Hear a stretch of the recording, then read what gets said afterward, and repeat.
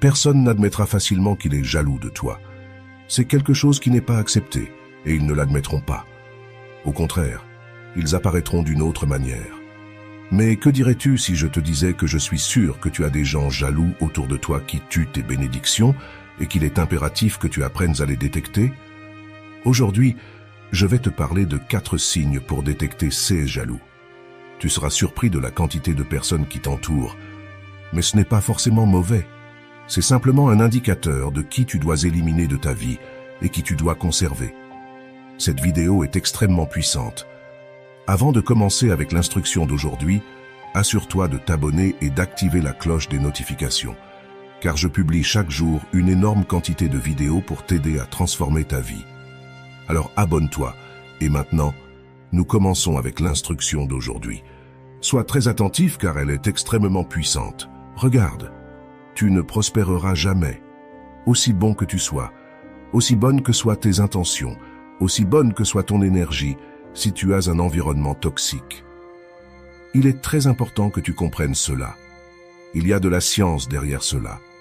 Vous savez que je base tout mon enseignement sur la sagesse ancestrale et spirituelle, vieille de plus de 10 000 ans. La science moderne a 300 ou 400 ans, mais certains scientifiques se basent sur la sagesse ancienne et utilisent la science moderne pour nous expliquer les principes anciens. L'un d'eux est Bruce Lipton. Lipton est le père du clonage des cellules.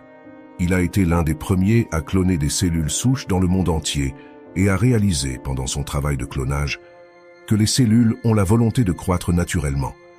C'est-à-dire que, naturellement, les cellules veulent croître et se développer. Tu dois comprendre que nous sommes tous un ensemble de cellules. Donc notre nature est de vouloir nous développer, grandir et nous épanouir dans tous les sens. Tu veux grandir économiquement, dans tes relations, dans tes niveaux de santé, d'énergie et de vitalité. Maintenant, nos croyances et notre environnement nous empêchent de réaliser ce qui devrait naturellement être notre objectif, nous développer. Je vais te parler de l'environnement et des croyances. Je le mentionne continuellement dans mes vidéos. Si tu veux en apprendre davantage, s'il te plaît, abonne-toi. N'oublie pas de t'abonner, car je publie une quantité énorme de vidéos pour t'aider à comprendre tous ces principes. Mais aujourd'hui, je vais te parler de l'environnement et de ce que Bruce Lipton a découvert en clonant des cellules souches. Il a découvert que l'environnement dans lequel se trouve la cellule est plus important que sa propre volonté naturelle de croître. En d'autres termes, l'environnement conditionne plus la cellule que sa volonté interne de croître. Un mauvais environnement ne permettait pas à la cellule de se reproduire et de croître naturellement, ce qui était son impulsion naturelle.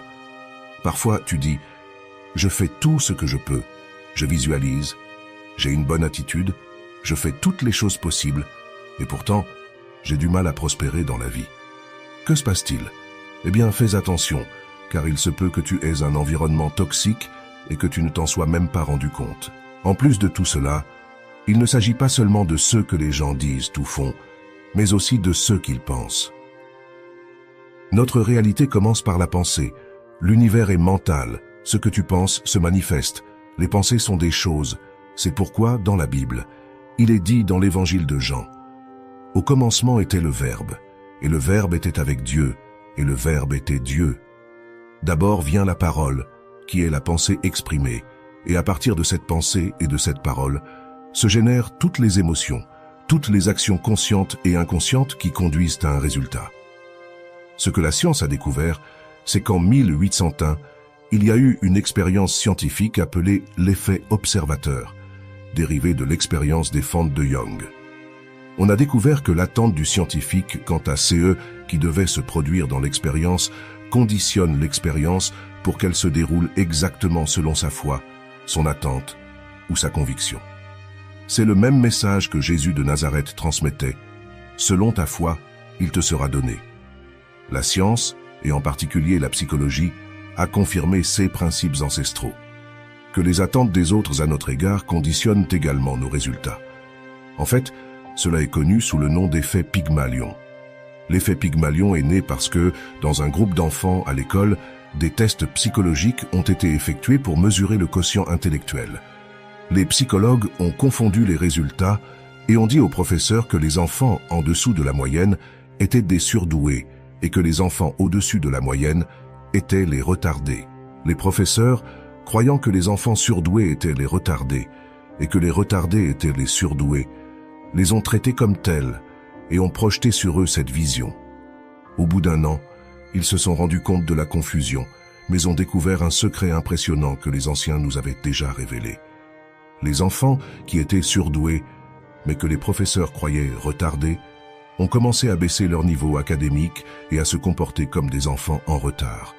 Et les enfants en retard, que les professeurs croyaient au-dessus de la moyenne, ont commencé à obtenir des notes de surdoués. Quand tu comprends cela, de nombreuses questions surgissent dans ton esprit. Que se passe-t-il, par exemple, avec ces enfants atteints du syndrome de Down, et que la société dit qu'ils sont en dessous de la moyenne, qu'ils sont retardés, et les parents, croyant cela, commencent à projeter ces idées sur eux. Les professeurs font la même chose, les mettent dans des écoles où se regroupent tous ces enfants étiquetés retardés, qui finissent par mener une vie limitée. Jusqu'à ce qu'un parent dise « Mon enfant n'est pas médiocre » et qu'un Pablo Pineda naisse, le premier garçon avec le syndrome de Down à obtenir une licence en enseignement à l'université. L'effet Pygmalion fonctionne dans toutes les facettes de nos vies. Ce que je veux que tu te demandes d'abord, c'est « Qui as-tu autour de toi ?» Quelles attentes ont tes amis, ta famille, les gens qui t'entourent à ton égard? Croient-ils que tu peux réussir? Te voient-ils comme un gagnant? Te voient-ils avec l'amour de ta vie? Pensent-ils que tu peux obtenir l'amour que tu veux? Croient-ils que tu peux avoir la santé que tu désires, que tu peux perdre du poids comme tu le souhaites? Te voient-ils prospérer comme tu le désires, devenir millionnaire? Il est très important que les personnes qui t'entourent croient en ton succès et le souhaitent aussi pour toi. Tu seras surpris de la quantité de gens autour de toi qui, apparemment, semblent avoir une opinion positive de toi. Mais en réalité, c'est autre chose. Pour te rassurer, je te dirai que 95 à 98% de leurs intentions sont inconscientes. Ils ne le font pas consciemment. Ce ne sont pas de mauvaises personnes envers toi, mais ils sont programmés pour cela. Et de la même manière qu'ils croient en leurs propres limitations, ils croiront aussi aux tiennes. Une chose importante à savoir est que quand quelqu'un ne croit pas en lui-même, qu'il peut obtenir n'importe quoi dans la vie, qu'il ne croit pas aux principes que j'enseigne tous les jours, il croit automatiquement que sa malchance est son destin, qu'il est né pour cela. Et quand il voit quelqu'un qui réussit mieux, l'envie surgit automatiquement. L'envie n'est rien d'autre qu'un sentiment d'infériorité par rapport à la personne enviée. Ils ne le reconnaîtront jamais, ne le verront jamais, mais crois-moi, tu as des gens envieux autour de toi et des gens qui ne croient pas en toi, même s'ils semblent dire le contraire. C'est pourquoi je vais t'enseigner 4 signes pour que tu puisses identifier cette envie et t'en éloigner rapidement. Parce que ce n'est pas seulement ta croyance, tes attentes et ta foi qui comptent, mais aussi la foi des personnes qui t'entourent. Dans un passage de la Bible, un père d'une fille juive a demandé à Jésus de la ressusciter. Quand ils sont arrivés, tout le monde pleurait et se moquait de Jésus. Personne n'y croyait. Et la première chose que Jésus a faite, c'est de leur dire « Sortez d'ici ». Sors de la chambre, car Jésus le métaphysicien connaissait parfaitement ses principes. Je ne peux faire aucun miracle avec tous ces sceptiques et moqueurs autour de moi. Si tu ne crois pas que je peux le faire, alors je ne pourrai pas, parce que tu affectes aussi ma propre foi. C'est pourquoi, lorsque les gens demandaient des miracles à Jésus, il leur posait toujours la première question. « Crois-tu que je peux le faire ?» Si la réponse était oui, alors il passait à l'action. Premièrement, ce que tu dois comprendre, c'est que les envieux seront aimables avec toi, te parleront et te diront des choses gentilles, mais la réalité de leur croyance se cache à l'intérieur. Tu peux détecter leur envie et je vais te donner 4 signes. Le premier de ces signes est les micro-expressions. Cela signifie que le subconscient se reflète dans le corps. C'est pourquoi, même si tu donnes des médicaments à quelqu'un, sa croyance est plus importante que le médicament. En science, cela est connu sous le nom d'effet placebo. La majorité des maladies sont le reflet de traumatismes passés, et de nombreux médecins le reconnaissent maintenant à travers le monde. Ceux qui ont une vision ancienne ne le reconnaissent évidemment pas. Les micro-expressions révèlent que dans les 2 à 3 premières secondes où tu annonces une bonne ou une mauvaise nouvelle à cette personne envieuse, tu le verras se refléter dans son corps. Cela se verra dans ses yeux, tu verras une lueur différente dans ses yeux. Son nez va se froncer, ses sourcils se contracter. Si tu lui annonces une bonne nouvelle, Dans les 2 à 3 premières secondes, tu verras une micro-expression de mécontentement, puis elle affichera automatiquement un sourire de façade. Si tu lui annonces une mauvaise nouvelle, dans les 2 à 3 premières secondes, tu verras une micro-expression de joie, puis elle affichera un air triste. Les premiers instants sont cruciaux, car c'est là que le subconscient, la pensée réactive et impulsive, se manifeste dans le corps. Le deuxième signe que j'ai noté ici est le commérage. Les envieux parleront de toi à d'autres, évoqueront des choses de ton passé, diront que tu n'es pas fiable, que tu n'es pas ce que tu sembles être. Ils propageront des rumeurs à ton sujet. Je suis sûr que nous avons tous vécu cela, surtout lorsque la vie va très bien. Tu auras des gens autour de toi qui seront spectaculaires avec toi, puis tu apprendras qu'ils commencent à répandre des rumeurs. Un petit secret. Éloigne de ta vie ceux qui viennent te parler de rumeurs et de commérages sur une autre personne, car lorsqu'ils se retourneront, ce sera de toi qu'ils parleront à cette autre personne. C'est très important de comprendre cela. Le signal suivant qui indique qu'ils ont de l'envie est les faux compliments. Combien de gens donnent de faux compliments? Par exemple, tu réussis dans un projet et la première chose qu'ils vont dire est « Ah, tu as dû gagner beaucoup d'argent ». Parce qu'en leur fort intérieur, l'argent est mauvais, c'est avide, c'est la cupidité. Donc ils te font un faux compliment au lieu de dire « Waouh, c'est incroyable, je suis très content pour toi, c'est magnifique tout ce que tu accomplis ». Non, ils vont immédiatement parler d'argent. Cela indique une envie totale et absolue. Pourquoi? Parce que celui qui veut vraiment ton bien, l'argent sera la dernière chose qu'il mentionnera à propos de ton succès. C'est très important de le comprendre, et il est probable que tu reconnaisses certaines personnes de ton entourage maintenant même. Ils te féliciteront aussi, par exemple, pour quelque chose que tu n'as plus, quelque chose que tu avais, et que maintenant tu n'as plus autant de succès. Et ils viennent te féliciter parce qu'ils savent que tu n'as plus autant de succès.